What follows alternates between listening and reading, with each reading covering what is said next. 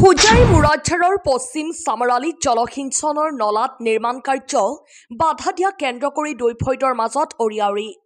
স্থানীয় ৰাইজ আৰু বদৰুল ইছলাম নামৰ এজন লোকৰ মাজত তীব্ৰ বাক বিতণ্ডাতেই আৰক্ষী থানা পালে। স্থানীয় ৰাইজৰ হৈ মাত মতাৰ বাবে খাইৰুল ইছলাম নামৰ শিক্ষকক ধন দাবীৰ দৰে কেতবোৰ মিছা অভিযোগ তুলি বদৰুল ইছলামে এজাহাৰ দাখিল কৰা বুলি ৰাইজে অভিযোগ কৰে।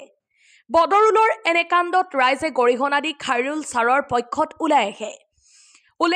উল্লেখযোগ্য যে যমুনা জলসিঞ্চনৰ চিতলমাৰী শাখাৰ SM 2/0/1 END নলাৰ পশ্চিম চামৰালী গাঁৱত একাংশ লোকে নলা দখল কৰি ঘৰ দেৱাল আদি নিৰ্মাণ কৰাক লৈ দীৰ্ঘদিনৰ পৰা স্থানীয় ৰাইজে বাধা দি আহিছে। শেহতীয়াকৈ বদৰুল ইছলামে নলাত ঘৰ নিৰ্মাণক কেন্দ্ৰ কৰি এই ঘটনা সংঘটিত হৈছে। এতিয়া হোজাইৰ জলসিঞ্চন বিভাগে তদন্ত কৰি ব্যৱস্থা লোৱাৰ বাবে ৰাইজে দাবী জনাইছে। লগতে আৰক্ষীয়ে উচিত তদন্ত কৰিলে সঁচা ঘটনা পোহৰলৈ আহিব বুলি ৰাইজে মন্তব্য প্ৰদান কৰে। ৰাইজে কি ক'লে এই মুহূৰ্তত আমি শুনাই ল'ব বিচাৰিছোঁ। আজি আমি ইয়াত আহি যি সন্দৰ্ভত মানে আপোনালোকে ইয়াত আহিছে আৰু আমাৰ গাঁৱৰ মানুহখিনি আমি গোট খোৱা দেখিছোঁ। আমাৰ ওচৰৰ আমাৰ গাঁৱৰ মাষ্টাৰ খাইৰুল ইছলাম ভাই তেখেতৰ ওপৰত এটা অভিযোগ আহিছে যে তেখেতে বদৰ নামৰ এজন ল'ৰাই কৈছে তেখেতে ডিমাণ্ড কৰিছে বুলি পইচাৰ কাৰণে।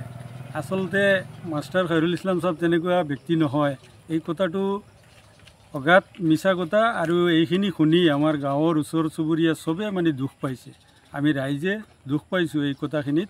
যদি এনেকুৱা সত্য কিবা আছে তেতিয়াহ'লে সঠিক প্ৰমাণ কৰি দেখুৱাব লাগে, নহ'লে এইবিলাকৰ ওপৰত বিহিত ব্যৱস্থা গ্ৰহণ কৰিব লাগে।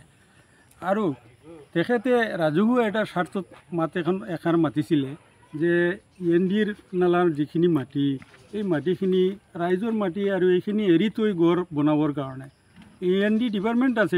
মই অনুৰোধ কৰিম ইৰিগেশ্যন ডিপাৰ্টমেণ্টৰ বিষয়াসকলক আৰু চাৰ্কুল অফিচাৰ বিষয়াসকলক আপোনালোক আহি নিজৰ চৰকাৰী মাটিখিনি মাহজুব কৰি জৰীপ কৰি সঠিক জেগাখন নিৰ্ধাৰণ কৰি দিলে তেখেতেও গড় বনাওক। আমাৰ তেখেতৰ লগত কোনো আপত্তি নাই, তেখেতে মাটি কিনিছে, তেখেতে ইয়াত থাকিব।